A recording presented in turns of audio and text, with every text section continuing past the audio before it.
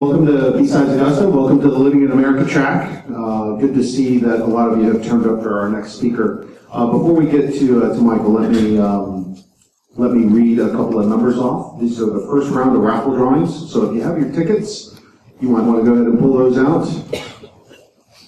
You do not have to claim it now. You can claim it after this. But all the raffle prizes have to be claimed, I think.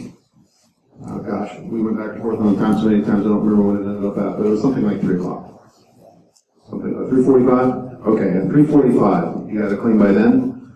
All right, everybody got their tickets ready to go? 285-3842 is the first. 285-3842, and that was first pick of the various pile. Again, 285-3842. Next was one of the Tactical Tailor backpacks. And that was 965-596, 965-596. The next is, I think, a pretty cool one. One of the Hack 5 field kits with a pineapple nano, which actually, if you were in the last talk, it has one of those Hack 5 land turtles and a rubber ducky as well, the ones that actually Wes talked about briefly. 028-222. That's 028-222.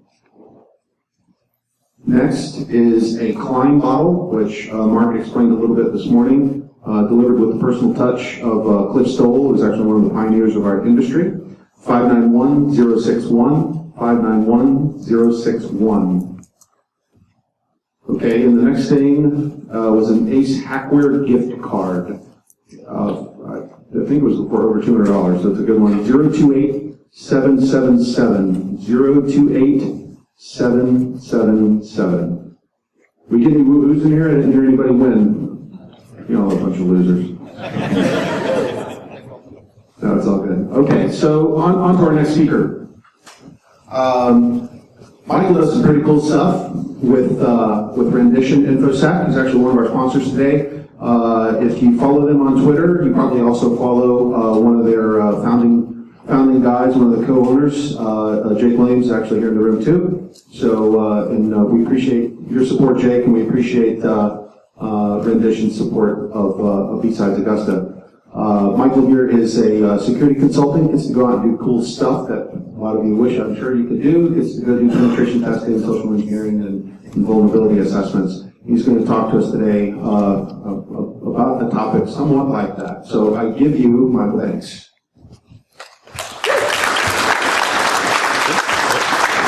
Morning.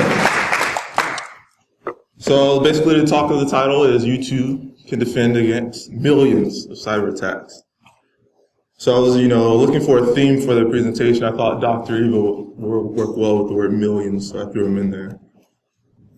So my name is Michael Banks, and again, I'm a security consultant at Rendition InfoSec. And also throughout the presentations, anyone that takes a picture of the presentation and tweets it at Rendition Sec, they're giving away 3 iTunes gift cards. So if you do that throughout the talk, just tweet that to Rendition Sec.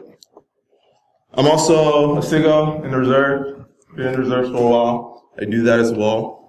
And I'm a recent graduate of Augusta University, right here. So standard disclaimers, opinions are of my own and not of any of my employers. I'm not a lawyer, and this is definitely not legal advice. So overview is basically, I'm gonna go background, how I got to, do this talk, and some of the things that motivated me to do this talk, and go over some numbers and basically some projects that I started doing and some takeaways. So I was sitting in Baltimore, and I don't watch the news too much. I keep, up to date on the current stuff that's going on. But at the time, there was this thing that happened in the news, and they mentioned something known as an SF-46, a standard form 86, standard form 86. And I was like, that sounds familiar. I think I did something like that, or I had one of something like that. And basically, it's a big stack of papers with a lot of information on it. And if you don't know about it, just Google it. You'll find plenty of information on it. But an organization was hacked, and they seemed to house a bunch of SF-86s. So I was, it caught my attention. It was just playing on TV. And I looked into it, and one thing that I found is there's a lot of hearings when it's government entities that once they get hacked, there's a lot of hearings that Congress has. So luckily the hearing was happening in a couple of days, so I caught the hearing, and actually the director, Ms. Archuleta, who's no longer the director, was going through the hearing, and one of the quotes that she mentioned is up there, they thwart 10 million attacks all constantly that they, protected against. So I said to myself, what does that even mean really? So it was, something they threw out there. I didn't want it to be an excuse, but yeah. So I started watching that, and that happened from the Committee of Oversight and Government Reform. So I was watching that one, and I started to watch more congressional hearings when it was about cyber and, technology, and I noticed a pattern, a theme that kept going repeatedly, no matter what hearing it was. One of them was, we need more talent, which is echoed in many different organizations. Insert your organization here, whoever it is that's in the media, that they face millions of cyber attacks, whether it's per day, per month, per year. And then the last theme I keep hearing on the Hill is something referring to a cyber Pearl Harbor. I don't know what that looks like. Maybe it's OPM. I have no clue. But that term is used by the congressmen and senators constantly. So I stepped back and I was like, what is a cyber attack really? I mean, I have some thoughts about it, but it really depends who you're asking. So in the public sector or the government, they refer to the CFA. And it has many interpretations. I looked at it, I read it. It's very, I don't want to say too vague, but it covers a wide gambit. So that's what they consider the statute of what a cyber attack really falls under. I kept searching, and I found another definition that the DoD uses. And they're just a little more descriptive and a little more in-depth of what they consider cyber attack. But it really, didn't drive home or provide something for a framework of what a cyber attack really is or what it might look like. So I'm sure they have their own definition, but I'm sure some public entities like, Target, Sony, and Wendy's might have a different definition of what a cyber attack is based on their experience. So one thing, a good trend, what the entire talk is based on are the numbers. So I mean, a lot of people and a lot of times they say numbers don't lie. And sure, numbers don't lie, but they can be presented in a way that might be misleading or might paint a different picture than what's actually happening. So one of the things I see in the news constantly and all the time is, different attacks, millions this, millions that. I'm still saying to myself, it's not really telling me what's really happened, what kind of attack this is, what's happening behind the scenes. But if they get this information, they paint a bigger picture of what's actually happened, because for example, if there's, an attack happening on a network, if I got to talk to my boss and say, we need more funding, if I'm just going to tell them we got scanned, and there was a breach, if I give a bigger number, it's more likely for me to get funding, so I'm going to tell them the bigger number than what actually happened. But the biggest one of all that I saw was 300 million cyber attacks each day. I don't know what they mean by it or how they're calculating it, but it's out there in the news constantly. So I'll give a good example of how it's reported. Let's take an SSH report statistic. If I have a word list of 10,000 words and I attack an IP, let's say it takes 3 minutes to do. It's reported as 10,000 rapid, sophisticated cyber attacks that were thwarted because I didn't get logged in. So sure, but it could also be reported in other venues as one failed intrusion event. So if I got to tell that to my boss and I want funding, which one would I probably use? Yeah, that's how it's reported in the media as well. Another example, I need bigger numbers. So let's try an InMap scan. I want to scan all the ports. 65,000. When in actuality, there's no report because, you get scanned all the time. So I wanted to, get real numbers, get real data on how you can calculate this and, get some information. So I came up with something called Project Slime. So Project Slime basically is a project designed to research the adversary's behavior. One buzz term I hear a lot is user behavior analytics and analysis. So I created Project Slime to do that. And what project is on the back end is basically plan on doing this every year. And V1, that's already in place now, is, deployment on DigitalOcean. It's basically a Linux server. And I'm running Kippo, and I put a nice little website on the web and let it sit there. Let it, accumulate some stats, some logs.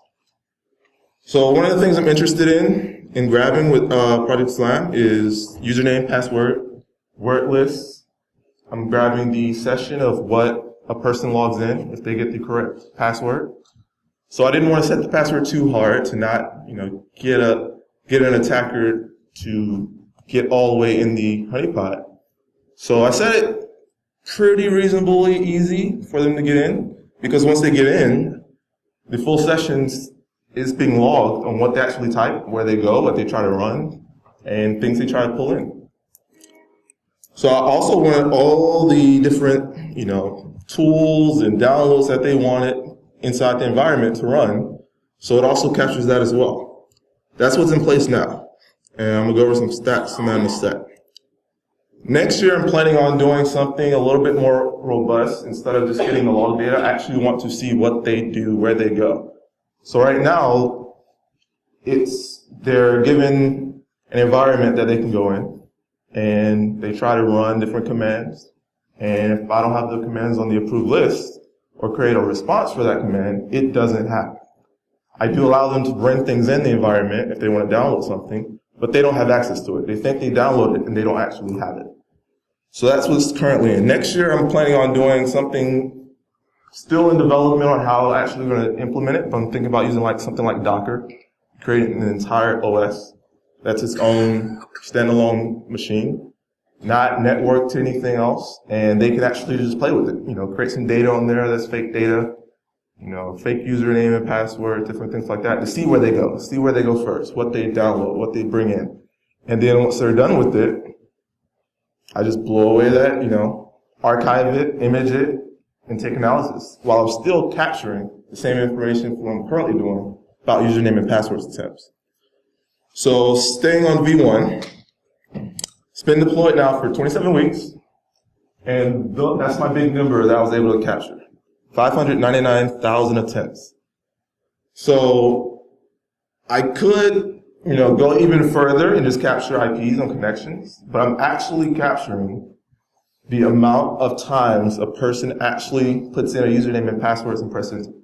So if they just come to the site and leave, or come to the port and leave, I'm not counting that. I want the confirmed number of what a person actually attempted, something that would violate the CFAA if they actually logged in. So that's my current stats. Some of the things I'm saving are the unique IPs, passwords, accumulating all of that, and bringing that into the environment to get numbers and stats to see what's used. And there's some interesting things you can also take from the data as far as the IPs and the geolocation to see what countries even attacking the box. So what country do you think are number one? China. That's a good guess. It's pretty accurate. What about number two, though?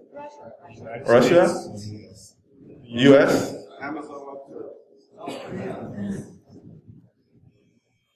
So here are the top countries that are attacking, and U.S. is number two. India was number three. And some of them are shocking to see, but some of them are not. But yeah, China, of course, China. Question? How are you validating that these are actually coming from the country? So it's only whatever IP that actually makes the connection. Since I'm doing, it's going over SSH, so it's a TCP connection, so it's making the full connection. Maybe it's going through a VPN, sure. But I'm only taking, again, the first approach. Yeah. So some of the other unique things I'm capturing, again, usernames and passwords.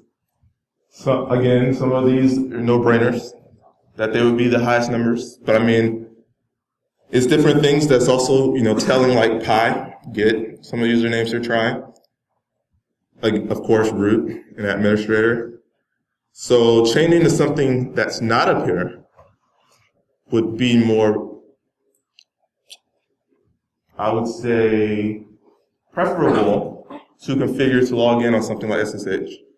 Some of the passwords, again, some no-brainers, some a little surprising, and some, are more telling of the country as well.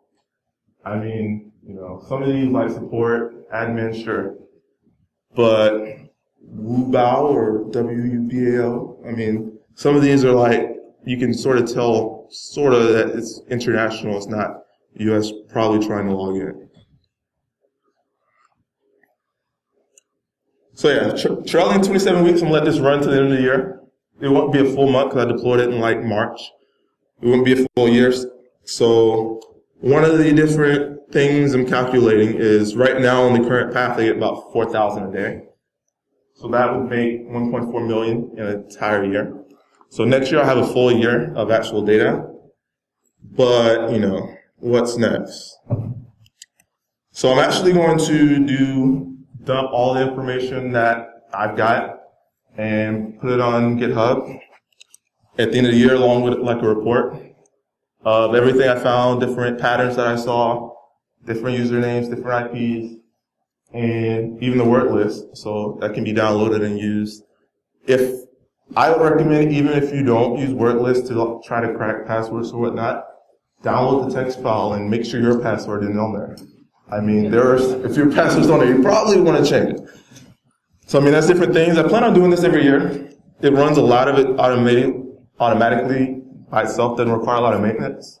A couple of things I would recommend if you do something like a honeypot is take your data from the cloud if you host it somewhere like DigitalOcean and analyze it somewhere else.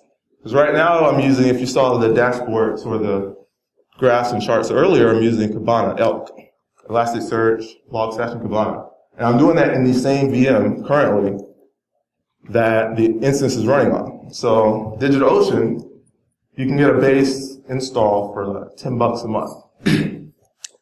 When I was just aggregating the data, that was fine.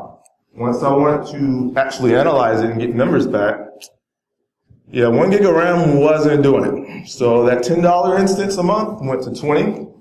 And when that grew, it went to 40. So take your data somewhere local and analyze it somewhere else where you can actually have more RAM and it doesn't cost you per month. So that's definitely something I recommend. I plan on doing this every year. So some of the takeaways is actually, again, the word list. This is basically a log of the word list. There's more information on the back end, but this is one of the things I dumped already. And if you want to get that information, it is on GitHub. So one of the things on there is the dump. You have the IPs and the dates that the honeypot captured it. So you can actually go on there. Some other things, there's 2 branches. There's a development branch to where I'm writing some tools that'll actually capture a tool that'll take the IPs, no matter what OS you're on, and automatically block the IP. And all you would do is either feed it this list or any word list that you have, it'll pull the IP out of it and block that IP. So that's different things that are on the GitHub. Couple conclusions basically. Don't use simple passwords. One thing, as you saw before, root is the highest guess that they're going to take, so I would disable root, not the full account, but its ability to log in through SSH. So I would choose a username not on that list as well. Log in, and then you can elevate your privilege to root if you really need root. But having it disabled from the public login saves you a bunch of times, and it throws off your attacker a big while. Some of the other data that is on the honeypot is not on GitHub, but that adds a lot of value I can show you now is, again, it shows you what they actually do on the server. So, and this is another neat reason why I like Kippo, is that you can actually see exactly what, again, the attacker types.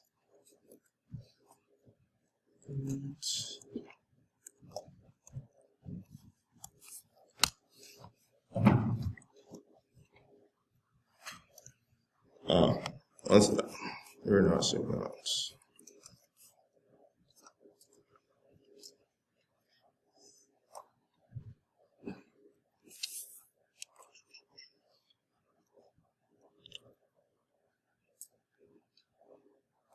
Alrighty. So one of the things you can see with the typer type, what the attacker types, and it's pretty definitely telling. And there's an entire directory full of logs just like this. So I mean, I can actually go see exactly what they type, where they go, and things might work, things might not. So it's definitely useful. One of the other things I mentioned before is it has capability to allow them to bring different things in. So if they wget a file, it'll actually download the file, but they won't have access to it. And sometimes they download some tools, and it's definitely useful. As you see here, you downloaded the file, you downloaded the website. It actually tells you sort of the level of your attacker as well, because you downloaded his website instead of the actual tool you wanted. So, and now he downloaded his tool, and he tries to find it. And, you know, he might have access to it, but again, he doesn't have access to it. So, what Kippo actually does, now I have that tool as well. So actually, you know, I was curious on what this was. So looking at it,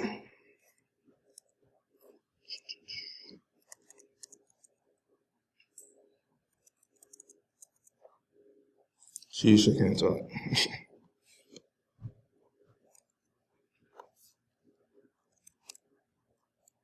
So what was this attacker trying to do? Turns out that tool was DDoS. I don't know if he wrote it himself or if he downloaded it somewhere else. But I mean, there was this Perl. He was trying to run this Perl program to basically DDoS the website. So now I have this Perl program that I could use somewhere else, or you know I need to disable Perl. So different things like that is very useful to get this information. But I will say, one of the other unique things that I did see, and disclaimer, this one is not done in my honeypot, and I didn't actually do this one, but this is the funniest one I saw. So this person's another one of the interesting attackers that actually tried to log in on one, and you know, actually watching what he's going and where he's going. Maybe this is engine Morse. I don't know. But I mean, you can actually get a lot of information based on watching what someone tries to do. So it's definitely useful in that aspect. Because I now see what, you know, domains the attacker uses, if it's its own, where he tries to go, and what things he tries to get. Now, a lot of it works, and you can write the response for it. The way this one works is anything he pings, he'll get a response on what he pings. It'll grab the IP and reply.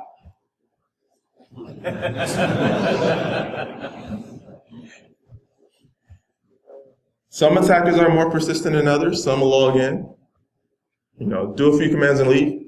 Some are more persistent where they'll keep trying different things. Some will figure it out pretty quickly as a honeypot. Some takes a while for them to figure out as a honeypot.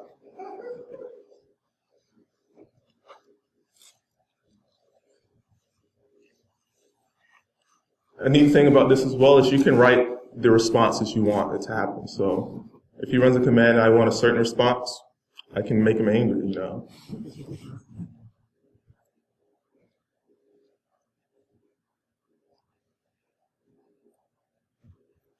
And that's one of the uniqueness that I do like about Kippo is you can actually customize a lot of it.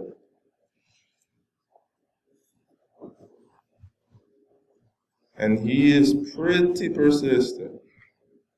I don't know if he even figured it out yet, honestly.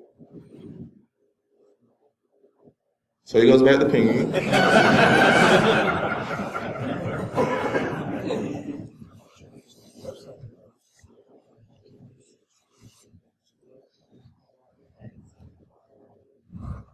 Wiping's progress.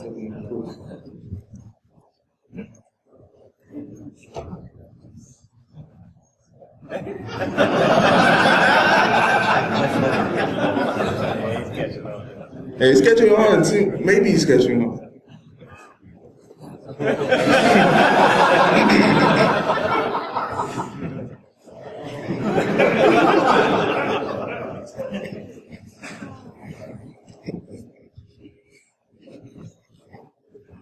So that'd be B8. They should have tried BB6.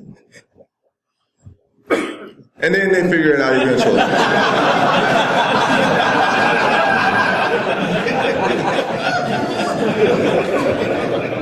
So yeah.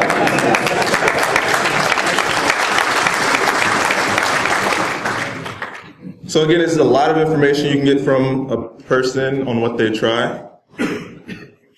And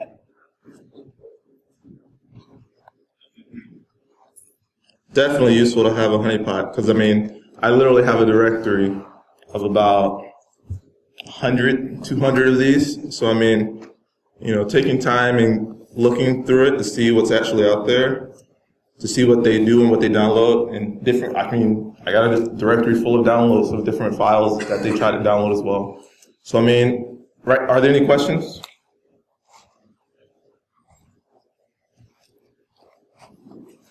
If not, I have a few things to go at. We have a 6-month part-time membership to the clubhouse. This is a local one. So if you're not local, I probably wouldn't recommend it for this one. But I guess the question, what was the name of the Honey Potter Museum? So, on the back. Kippo, yep. And another prize, you can get it. Another prize is the Hacker Playbook 2. Good read. A lot of useful information in this one. What was the third country with the most attempts? India. Oh, nope. All right. Yep. India. That's all my talk. If you have any questions, I'll be afterwards. And don't forget to tweet tradition set. You got a question? Tom Jenkins and Jeff Turner and Dr. John Rothline. And we'll come back and see you and I've got your gift cards. Appreciate it. You got a question? No? Are you good? Yeah. Thank you.